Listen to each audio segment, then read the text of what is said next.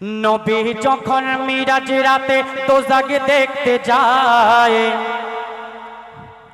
নবী যখন মিরাজ রাতে দোজাখ দেখতে যায়, তাকে বেশি বেশি নারী জাতে জ্বলেছে সেথায়, তাকে বেশি বেশি নারী জাতে জ্বলেছে সেথায়। ফিরে এসে নবী আমার কেঁদে বুক ভাষায়, ফিরে এসে নবী আমার কেঁদে বুক ভাষায়। মা ফাতেমা নবীর কাছে কারণ জানতে চায়, মা ফাতেমা নবীর কাছে কারণ জানতে চায়। এই ছোট ভাইরা মন দিয়ে শুনবেন, আর আমার মা বোনেরা কেউ গল্প করবেন না। কেন মেয়েরা বেশি জাহান্নামে যাবে, কেন নারীরা বেশি জাহান্নামে, লিখছে দেখুন কি কারণে। দেয় না যারা মাথায় কাপড়, রাখবে মাথা খোলে, দোজাখেতে ঝুলবে তারা আপন চুলে ঝোলে, দোজাখেতে ঝুলবে তারা আপন চুলে ঝোলে। জিহ্বাতে ওই ঝুলবে তারা যারা কটু কথা বলে, দোজাখেতে চলবে তারা যারা স্বামীকে গালি করে, দোজাখেতে চলবে তারা যারা স্বামীকে গালি করে, যারা হিংসা করে গীবত করে উপকার করে খোঁটা দেয়, যারা হিংসা করে গীবত করে উপকার করে খোঁটা দেয়, সেসব নারী জ্বলবে ওগো ওই জাহান্নামায়, সেসব নারী জ্বলবে ওগো ওই জাহান্নামায়। মেয়েরা বেশি বেশি কেন জাহান্নামে হবে, আজকে মন দিয়ে শুনবেন। ছেলেরা যে একা ভালো নয়, ছেলেদের দোষ আছে। আমি কি বলেছি, ছেলেদের 1 ভাগ সম্মান, মায়েদের 3 ভাগ সম্মান, কিন্তু মেয়েরাই কিন্তু বেশি জাহান্নামী। দুনিয়াতে দেখবেন এই গ্রামের কোনো একটা আব্বা জানের এই মাসে যদি 30,000 টাকা ইনকাম থাকে, সারা বছর তো একই ইনকাম থাকে না, অন্য বছর হয়, অন্য মাসে হয়তো 5,000 টাকা হয়। যে মাসটায় বেশি ইনকাম হয় কি বলে, স্ত্রীরা বায়না করে আমাকে একটা দামি শাড়ি কিনে দাও না, সেই সময় স্বামী দিয়ে দেয়। আর যখন ইনকাম নেই সেই সময় আবার যদি স্বামীদের কাছে বলে স্ত্রী আমাকে একটা দামি গহনা কিনে দাও না, সেই সময় কি বলে, এখন তো টাকা পয়সা ইনকাম কম, একটু পরে নিলে ভালো হতো না। সেই সময় মেয়েরা কি বলে, তোমার কাছে যতদিন আমার সঙ্গে বিয়ে হয়েছে আজও পর্যন্ত একটা জিনিস আমি একসঙ্গে চেয়ে কোনোদিন আমি পাইনি। এই যে স্বামীর সঙ্গে কুফরি করে, এর কারণে আর পর্দার কারণে এই মেয়েরা বেশি বেশি জাহান্নামী হবে। পাকিস্তানের বুকের একটা ঘটনা, একটা মেয়ে নামাজ পড়তো, একটা মেয়ে রোজা করতো, ওই মেয়েটা দান করতো, কিন্তু একটা মেয়ে যখন মারা গেল, ওই মেয়েটা যখন মারা গেল, ওই মেয়েটার কবর খুঁড়তে গিয়ে কবরবাসীরা কি দেখেছিল, মন দিয়ে শুনবেন, মন দিয়ে। এই পাকিস্তানের বুকের ঘটনা লিখছে দেখুন। ওই পাকিস্তানের করাচিতে এক নারী যখন মারা যায়, ওই পাকিস্তানের করাচিতে এক নারী যখন মারা যায়, গ্রামবাসীরা তখন ওই নারীর কবর খুঁড়তে যায়, গ্রামবাসীরা তখন ওই নারীর কবর খুঁড়তে যায়। কবর খুঁড়ে তারা তখন অবাক সবাই হয়ে যায়, কবর খুঁড়ে তারা তখন অবাক সবাই হয়ে যায়। কেন, দেখে 70টা সাপ এসে ঘুরছে সারা কবরময়, 70টা সাপ এসে ঘুরছে সারা কবরময়। ওই নারীর জন্য আরো 2টি কবর খোঁড়া হয়, ওই নারীর জন্য আরো 2টি কবর খোঁড়া হয়। দেখে প্রথম কবরের মতো সাপ বাগির হয়, দেখে প্রথম কবরের মতো সাপ বাগির হয়। ওই মেয়েটা নামাজ পড়তো, ওই মেয়েটা দান করতো, ভালো কাজ করতো, কিন্তু যখন মারা গেছে কবর খুঁড়তে গিয়ে দেখে শুধু সাপ বার হচ্ছে। কোনো মন গড়া কথা বলে যাচ্ছি না, এই গজলটা বার করেছি আমি আজ থেকে 1.5 বছর হয়ে গেছে। এখন দেখছি বড় বড় আলেম ওলামারাও জলসা করছে এই ঘটনা। কেন এমন অবস্থা, মেয়ের আব্বা জানকে ডাকা হলো, ওই গ্রামের আলেম ওলামাদের ডাকা হলো, ডাকার পরে মেয়ের আব্বাজান কি উত্তর দিচ্ছে, আলেম ওলামারা কি বলছে, শেষ কথাই লিখছে দেখুন। আলেম ওলামার কথায় সবাই প্রথম কবরে দাফন দেয়, আলেম ওলামার কথায় সবাই প্রথম কবরে দাফন দেয়। ওই মেয়ের বাপকে ডেকে তারা এর কারণ তখন জানতে চায়, মেয়ের বাপকে ডেকে তারা এর কারণ তখন জানতে চায়। তখন কি বলে, বলে পড়তো নামাজ রাখতো রোজা করে সে তো ইবাদত। মেয়ের আব্বাজান বলছে, বলে পড়তো নামাজ রাখতো রোজা করে সে তো ইবাদত, চলতো না সে পর্দা করে এটাই ছিল অপরাধ, চলতো না সে পর্দা করে এটাই ছিল অপরাধ। কবি খালেক বলে যেসব নারী চলে বেপরদায়, কবি খালেক বলে যেসব নারী চলে বেপরদায়, তাদের কবর কঠিন জাগান নাম হয়ে যায়, তাদের কবর কঠিন জাগান নাম হয়ে যায়। নবী যখন মিরাজ রাতে দোজাখ দেখতে যায়, নবী যখন মিরাজ রাতে দোজাখ দেখতে যায়, দেখে বেশি বেশি নারী জাতে জ্বলেছে সে থায়। ফিরে এসে নবী আমার, ফিরে এসে নবী আমার কেঁদে বগো ভাষায়, মা ফাতেমা নবীর কাছে কারণ জানতে চায়, মা ফাতেমা নবীর কাছে কারণ জানতে চায়। জ্যান্ত জীবের ছাল ছাড়ালে যেমন কষ্ট হয়, জ্যান্ত জীবের ছাল ছাড়ালে যেমন কষ্ট হয়, তার থেকেও কষ্ট অধিক মৌতের সময়, তার থেকেও কষ্ট অধিক মৌতের সময়। মানুষ যখন মারা যায় গোসল তাগার দেওয়া হয়, মানুষ যখন মারা যায় গোসল তাগার দেওয়া হয়। কুলির পাতা গরম পানি, বড়ই পাতা গরম পানি কেন শেষ গোসলে দেয়, এত পাতা থাকতে কেন কুলির পাতা দেয়, এত পাতা থাকতে কেন বড়ই পাতা দেয়। জ্যান্ত জীবের ছাল ছাড়ালে যেমন কষ্ট হয়, জ্যান্ত জীবের ছাল ছাড়ালে যেমন কষ্ট হয়, তার থেকেও কষ্ট অধিক মৌতের সময়, তার থেকেও কষ্ট অধিক মৌতের সময়। মন দিয়ে শুনবেন গজলটুকু। এই গজলের মাধ্যমে কি শিক্ষা দিতে চাইছে একটু বুঝবেন আপনারা মন দিয়ে। এই কুল পাতা বিজ্ঞান তানারা নিয়ে ল্যাবে ফেলে সার্চ করে দেখছে, কেন মোহাম্মদ কেন কুল পাতা দিয়ে গোসল করতে বললেন, আল্লাহ কেন কুল পাতা দিয়ে গোসল করতে বললেন।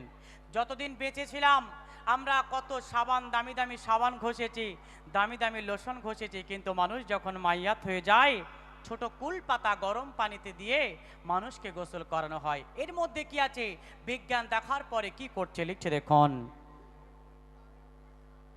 এক ল্যাবে নিয়ে ফরাসের জ্ঞানে গণে বিজ্ঞানী রিসার্চ করে নিয়ে আমার নবীজির মুখের বাণী, রিসার্চ করে নিয়ে আমার নবীজির মুখের বাণী।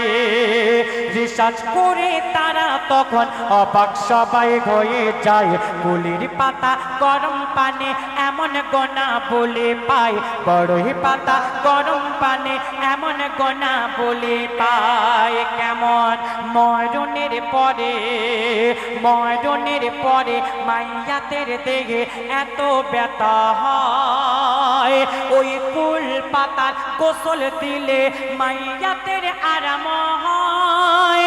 থাকলে জীবাণু সাথে সাথে ধ্বংস হয়ে যায়, থাকলে জীবাণু সাথে সাথে ধ্বংস হয়ে যায়।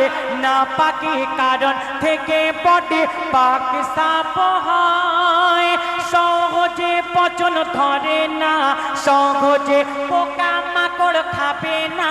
এই কুলির পাতা গরম পানে, বড়ই পাতা গরম পানে, সাধারণ পানে নয়। তারা প্রমাণ পেয়ে সাথে সাথে কলমা পড়ে নেয়। এই জগতের শ্রেষ্ঠ জ্ঞানে আমার নবী দয়াময়। জ্যান্ত জীবের ছাল ছাড়ালে, জ্যান্ত জীবের ছাল ছাড়ালে যেমন কষ্ট হয়, তার থেকেও কষ্ট অধিক মওতের সময়। তার থেকেও কষ্ট অধিক মওতের সময়। এই ছোট ছোট ভাইরা এদিকে ফেরো। মানুষ যে আমরা মাটি দিয়ে আসি, মানুষ মারা গেলে আমরা যে মাটি দিয়ে আসি, মানুষ কি পচে যায়? ঠিক করে বলবে, পচে যায় কি? এখানে ভাইরা বলছে পচে না। আবার অনেক জায়গায় দেখবেন এখানে অনেক মাসুম বাচ্চাদেরকে জিজ্ঞাসা বারবার করা হয়, অনেক বলবে পচে যায়। কিন্তু এই মাসুম বাচ্চারা যে বলছে পচে যায়, আবার কেউ বলছে পচে না, এটা কিন্তু ঠিক কথা। কেন? আমি আপনি যদি আল্লাহর প্রেমিক বান্দা হই, কাল কিয়ামত পর্যন্ত আল্লাহ পাক আমাদের একটা গায়ের পশমের, একটা কাফনের, একটা সুতা পর্যন্ত কিছু হতে দেবে না। আর আমি আপনি যদি গুনাহগার হই, কিছুদিনের মধ্যে আমরা কিন্তু পচন ধরে যাব, মাটি হয়ে যাব। আল্লাহ পাক আজকে যারা আল্লাহওয়ালা মানুষ, আল্লাহর প্রেমিক বান্দা, তাদের জন্যই কুল পাতা। কেন? কুল পাতার মধ্যে অনেক কিছু আছে। আমার বান্দা আসবে, ওকে সুন্দর করে গোসল দিয়ে আমার কাছে দিয়ে যাবে, আমি আল্লাহ হিফাজত করে রাখবো। এই তাই তো বাচ্চারা? আচ্ছা, তোমরা যে মাটি দিতে যাও, কবরে খাজুর পাতা দেয় এদিকে। আচ্ছা, খাজুর পাতা কেন দেওয়া হয় জানো কি? তুমি কি এই গজল শুনেছো আমার? তো যাই হোক, মন দিয়ে শুনবেন। একটা ছোট একটা বাচ্চা উত্তর দিয়ে দিল। আল্লাহ রসুল একদিন রাস্তা দিয়ে যাচ্ছে, যেতে যেতে দেখতে পেলেন দুটি কবরে আযাব হচ্ছে। সাহাবীদের বললেন দুটো খাজুরের ডাল নিয়ে আসো। সাহাবীরা বলছে ডাল নিয়ে কি হবে? তারপর থেকে এই খাজুরের ডাল শুরু হলো। কেন, কি জন্য লিখছে দেখুন। সাহাবীদের নিয়ে নবী যাচ্ছিল এক পথরে, হঠাৎ করে কবর দেখে নবী দাঁড়িয়ে পড়ে। হঠাৎ করে কবর দেখে নবী দাঁড়িয়ে পড়ে। কেন? নবী দেখে নিজের চোখে আযাব হচ্ছে কবরে। নবী দেখে নিজের চোখে আযাব হচ্ছে কবরে। দয়ার নবী যা দেখে তাকে পায় না দেখিতে। দয়ার নবী যা দেখে তা কেহ পায় না দেখিতে। তখন সাহাবীদের দিয়ে নবী খেজুর ডাল আনায়। ওই ডাল নিয়ে তুই কবরে নবী পুঁতে দেয়। তখন সাহাবীরা প্রশ্ন করে নবী দয়াময়। তখন সাহাবীরা প্রশ্ন করে নবী দয়াময়, এই খেজুরের ডালে মাইয়াতের কি উপকার হয়? তখন বলছে নবী আল আমিন, ডাল থাকবে বেঁচে যতদিন। বলছে নবী আল আমিন, ডাল থাকবে বেঁচে যতদিন, ততদিন ধরে এদের করে আযাব নাহি হয়। তাই আজও যখন মাইয়াতের কবর দেওয়া হয়, খেজুরের ডাল নিয়ে করে পুঁতে দেয়। জ্যান্ত জীবের ছাল ছাড়ালে যেমন কষ্ট হয়, জ্যান্ত জীবের ছাল ছাড়ালে যেমন কষ্ট হয়, তার থেকেও কষ্ট অধিক মওতের সময়। তার থেকেও কষ্ট অধিক মওতের সময়। আজকে আমি দুটো ছন্দের মাধ্যমে কি বোঝাতে চেয়েছি, কুল পাতা কেন, খাজুর পাতা কেন দেওয়া হয়। আল্লাহ রসুল বলছে আমি ডাল পুঁতে দিলাম, যতদিন ডাল কাঁচা থাকবে ততদিন এই কবরে আযাব কম হবে, তারপরে আল্লাহ জানে। আমার মা ও বোনেরা মন দিয়ে শুনবেন, শেষ কথায় লিখছে দেখুন, যারা নাপাক হালে থাকবে তাদের অবস্থা কি হবে। দুনিয়াতে নারী পুরুষ যারা নাপাক ঘুরবে, দুনিয়াতে নারী পুরুষ যারা নাপাক ঘুরবে, ফেরেশতারা বর দোয়া তাদের তরে করিবে। ফেরেশতারা বর দোয়া তাদের তরে করিবে। শোনেও কানে যারা শুধু না শোনা ভান করবে, শোনেও কানে যারা শুধু না শোনার ভান করিবে, বুঝবে ঠেলা হলে বেলা তখন শুধু তর পাবে, বুঝবে ঠেলা হলে বেলা তখন শুধু তর পাবে। কখন? যখন ফোরাবে দম, যখন ফোরাবে দম, বুঝবে তখন গিয়ে কবরে।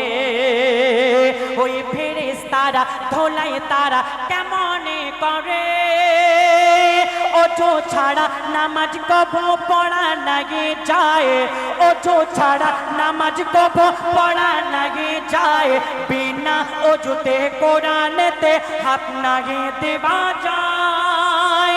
না পাক হালে কি ওজু হয়, আগে পাক হতে হয়, না পাক হালে কি ওজু হয়, আগে পাক হতে হয়। না পাকের তরে অনেকের করে তাই তো আজাব হয়। খালেক বলে পবিত্র হালে থাকিবে সবাই, না পাকি হালে খোদার ঘরে নাকি যাওয়া যায়। জ্যান্ত জীবের ছাল ছাড়ালে যেমন কষ্ট হয়, জ্যান্ত জীবের ছাল ছাড়ালে যেমন কষ্ট হয়, তার থেকেও কষ্ট অধিক মৌতের সময়, তার থেকেও কষ্ট অধিক মৌতের সময়। মানুষ যখন মারা যায় গোসল তাগার দেবা হয়, মানুষ যখন মারা যায় গোসল তাগার দেবা হয়। কুলির পাতা গরম পানি, বড়ই পাতা গরম পানি, কেন শেষ গোসলে দেয়? এত পাতা থাকতে কেন বড়ে পাতা দেয়? এত পাতা থাকতে কেন কুলির পাতা দেয়? পর্দা পর্দা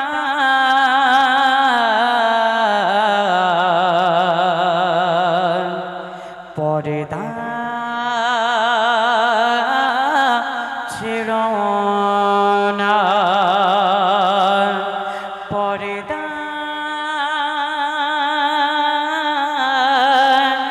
পর্দা পর্দা ছেড়ো না। পর্দা ছাড়া নারী কবু চলো না, বলে গেছে প্রিয় নবী শাহে মদিনা। পর্দা ফরজ করেছে রব্বানা, পর্দা ফরজ করেছে রব্বানা, পর্দা ছাড়া জান্নাতে পাবে না। বোনেরা পর্দা ছেড়ো না,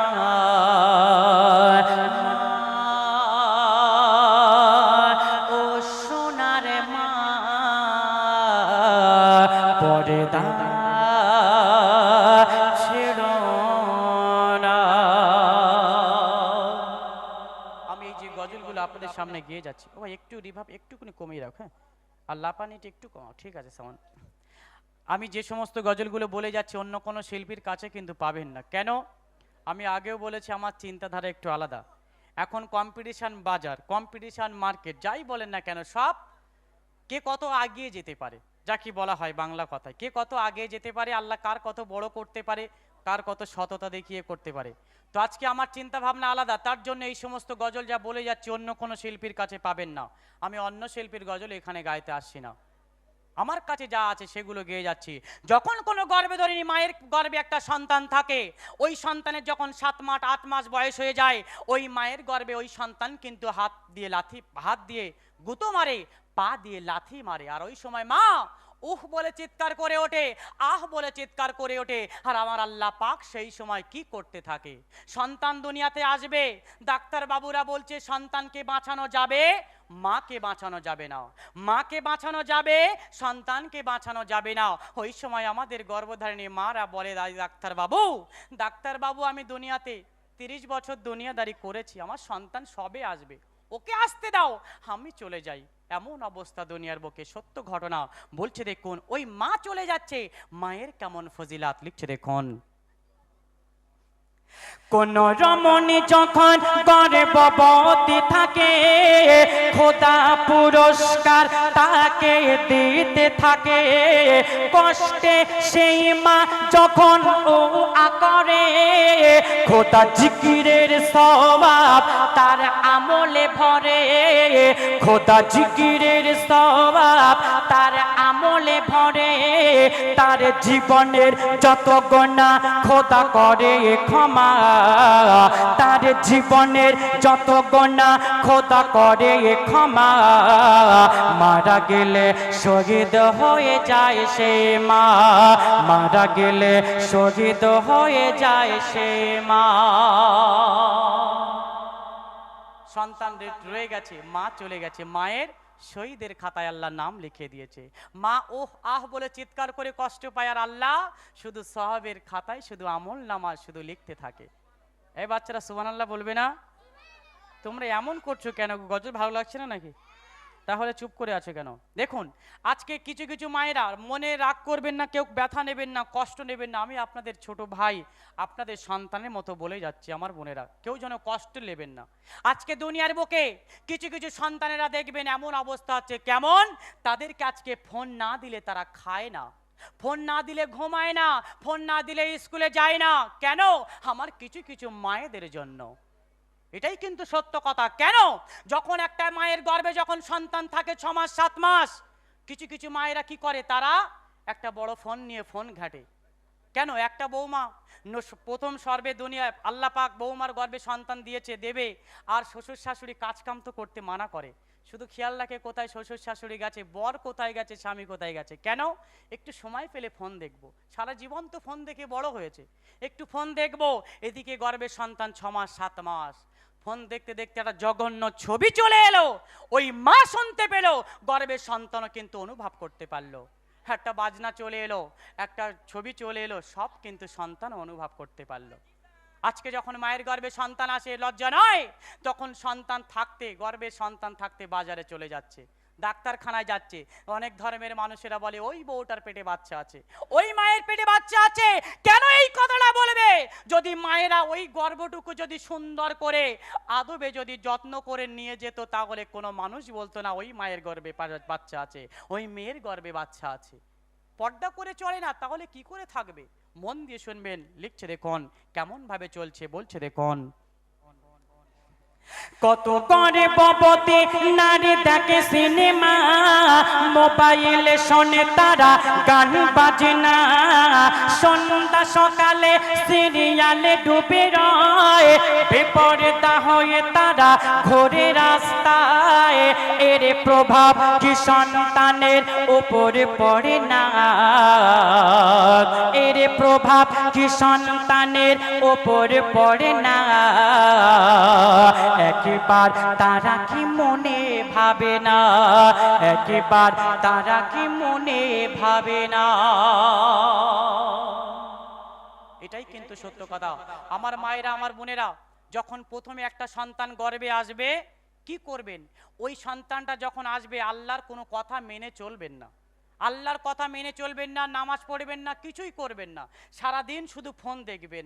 আর ওই বাচ্চাটা দুনিয়ায় কেমন হয় একটু দেখবেন। আর দ্বিতীয়বার যখন সন্তান আসবে, আল্লাহর কোনো হুকুম একটাও বাদ দেবেন না, নামাজ পড়বেন, রোজা করবেন, দান করবেন, ফোনে হাত দেবেন না, আর কোরআন পড়বেন। ওই বাচ্চাটা কেমন দুনিয়ায় হয়ে আসে একটু আপনারা খেয়াল করে দেখবেন। কেন? তাই যদি না হতো, আব্দুল কাদের জিলানী কেমন ছিল, তার আম্মি জান কেমন ছিল, শেষ কথায় বলে যাচ্ছে, লিখছে দেখুন। গর্ভে তোমার যখন আসবে সন্তান, পড়বে তখন তোমরা কোরআন। গর্ভে যখন তোমার আসবে সন্তান, পড়বে তখন তোমরা কোরআন। গর্ভে যখন ছিল কাদের জিলানী, পড়তো কোরআন কাদিরের জননী, পড়তো কোরআন কাদিরের জননী, জন্ম নিল যখন গৌসুল আযম, জন্ম নিল যখন গৌসুল আযম, 18 পারা হাফেজ কোরআন, 18 পারা হাফেজ কোরআন। বোনেরা পর্দা ছিল না,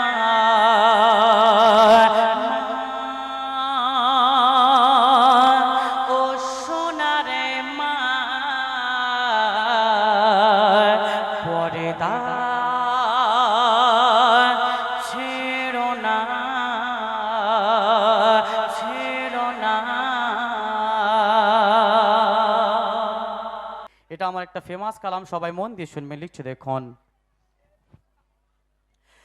দুনিয়া ঘুরে দেখো না, কোনটা ভালো বলো না, এই দুনিয়া ঘুরে দেখো না, কোনটা ভালো বলো না, ঘুরে ঘুরে দেখি আমি সব থেকে ভালো আমার মা, ঘুরে ঘুরে দেখি আমি সব থেকে ভালো আমার মা।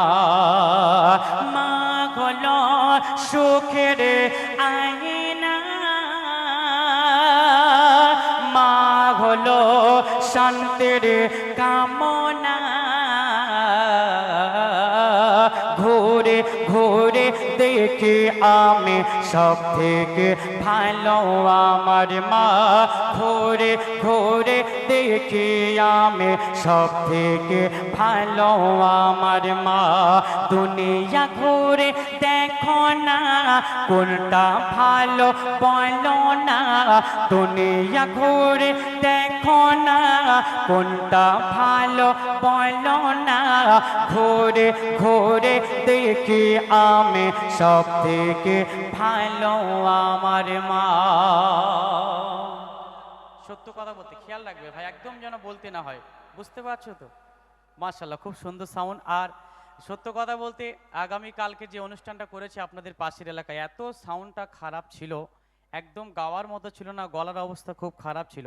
তো আল্লাহ পাকের ইচ্ছায় আপনাদের দুয়াটা গলাটা অনেকটা ভালো হয়ে গেছে, আমার সাউন্ডম্যান ভাই যেভাবে দিচ্ছে খুব সুন্দর।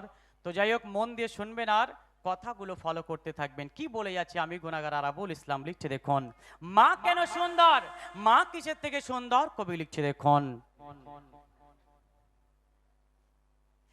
তাজ মোগল বুশ খলিফা, পাহাড় ঝরনা সাগর, পাহাড় ঝরনা সাগর, তাগার থেকে অনেক ভালো আমার মায়ের আদর, আমার মায়ের আদর।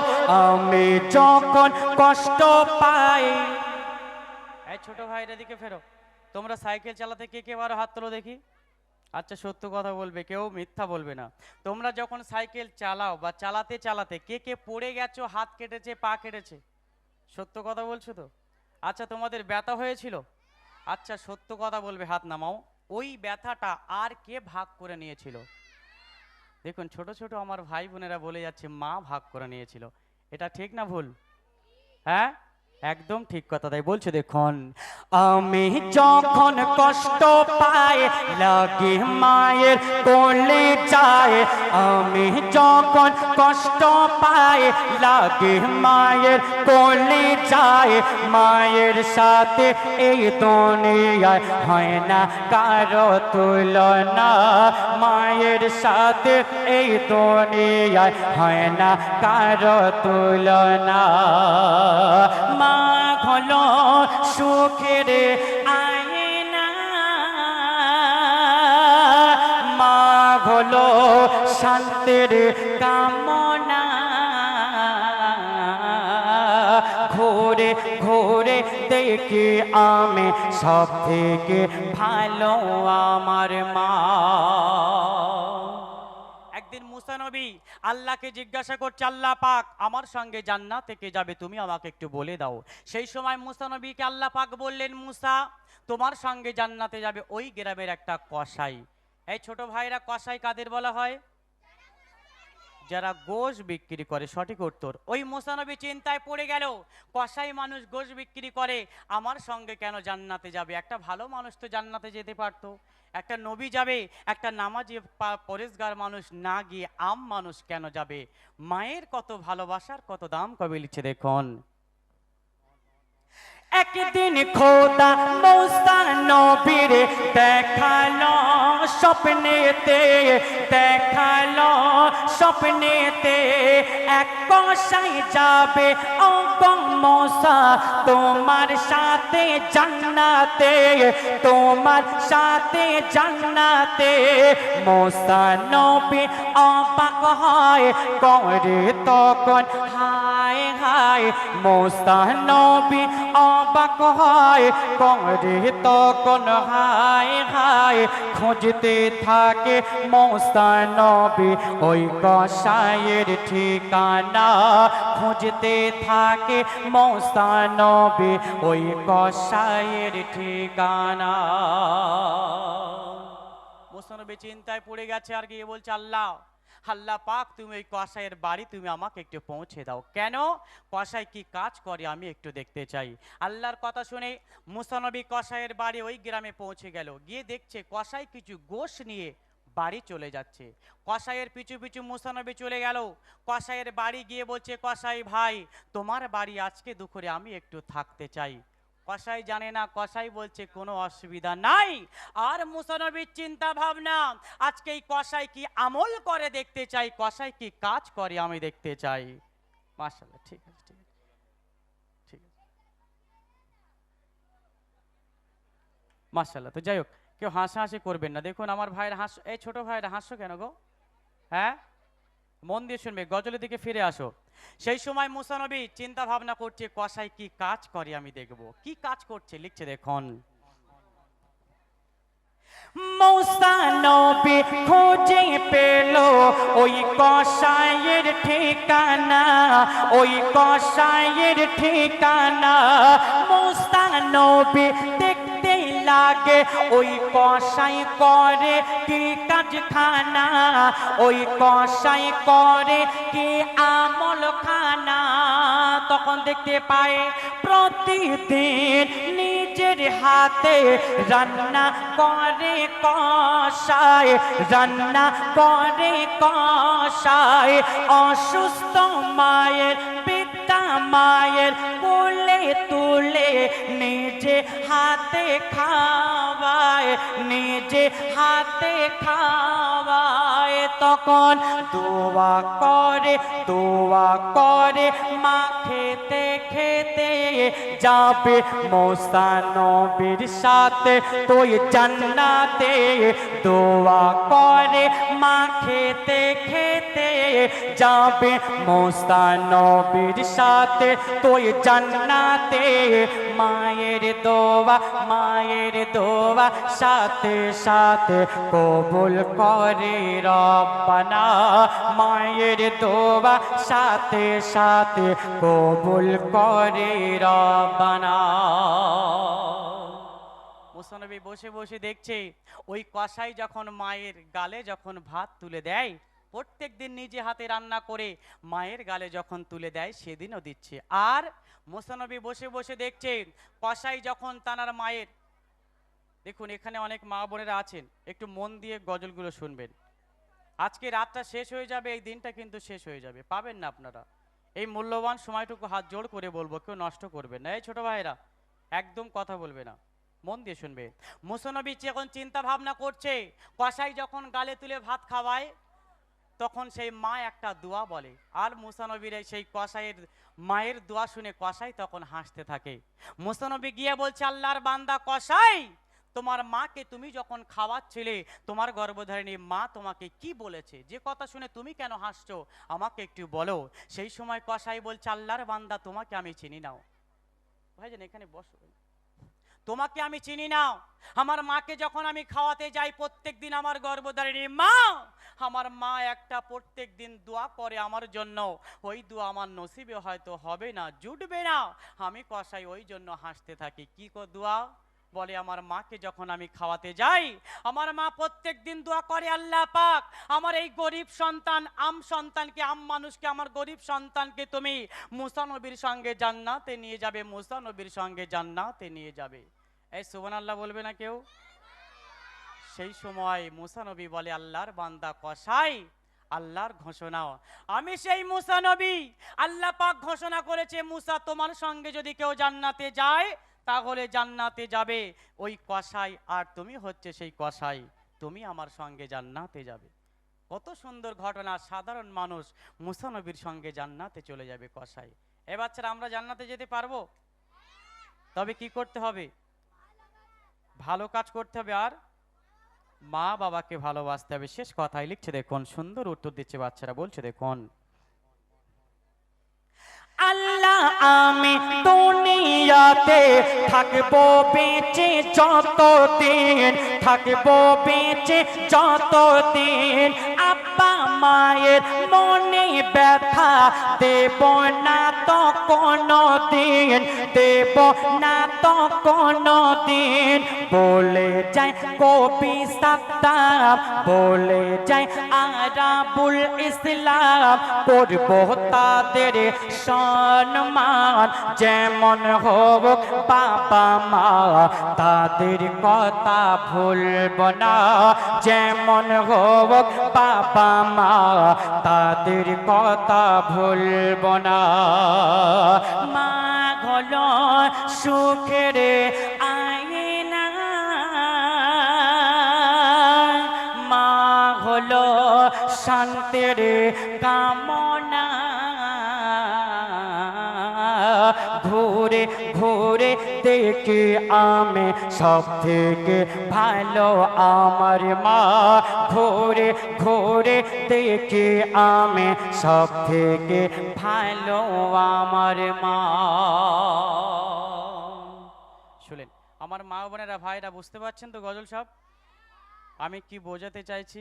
প্রত্যেকটার মধ্যে সাবজেক্ট দিয়ে যাব। কইছে ভাই উঠে আসো, তুমি বলেছিলে মা সব থেকে সুন্দর, কে বলেছিল? এই তুমি আসো, এদিকে আসো, উঠে আসো, তাড়াতাড়ি আসো, যে বলেছো সে চলে আসো, উপরে আসো। মাশাআল্লাহ, দেখুন আমার এক ভাইজান 10 টাকা উপহার করে গেছে, সেই উপহারটুকু আমার ভাইয়ের হাতে তুলে দেব। সবাই মন দিয়ে গজল শুনবেন, আর আমার এই ভাইটা কি বলতে চাই একটু শুনি। এদিকে আসো, তোমার নাম কি গো? সানিউল শেখ। শানিউল শেখ। বিয়ে শাদী করেছো কি? এই দেখো আমার দিকে তাকাচ্ছে আর দাঁত বার করছে, সত্য কথা বলো। না। আচ্ছা, মাকে ভালোবাসো তো? হ্যাঁ। আচ্ছা, মা আব্বাকে কত বস্তা ভালোবাসো? কত বস্তা পৃথিবী? বলে কত বস্তা? পৃথিবীটা বস্তা? পৃথিবীর মতন। ও আচ্ছা, পৃথিবীর মতো বস্তা ভালোবাসে। আচ্ছা, তুমি সত্য করে বলো তো, দুনিয়াতে সবাইকে একদিন বিয়ে করতে হবে এবং সবাই করেছে, যারা যারা বয়স হয়েছে, তোমাকেও তো একদিন করতে হবে তো। আচ্ছা, তুমি এই কমিটি ভাইদেরকে এবং ছোট ছোট বাচ্চাদের মা বোনদেরকে বলে যাও তো, তুমি কত বছর বয়সে বিয়ে করতে পারো, একটা আইডিয়ার? 22। 22 বছরে বিয়ে করবে। তো যাই হোক, আমার ভাই কিন্তু ভেবে চিন্তেই বলেছে, কেন ঠিক মিডিল জায়গাতে বিয়ে করবে। এখন তো সব 16 বছর থেকে শুরু হচ্ছে, 22 বছরে এখন যদি 25 টপকে যায় তাহলে আর মেয়ে পাওয়া যাবে না, তাই তো নাকি? তো মাশাল্লাহ, তুমি আব্বা মাকে ভালো যে বাসো, বিয়ের পরে এই বস্তার মুখ খুলে যাবে না তো? বলছে বস্তার মুখ খুলবে না। তো যাও, ওখানে গিয়ে বসো আর 10 টাকা নিয়ে খাবার খাবে। হ্যাঁ, মাশাল্লাহ। তো শুনলেন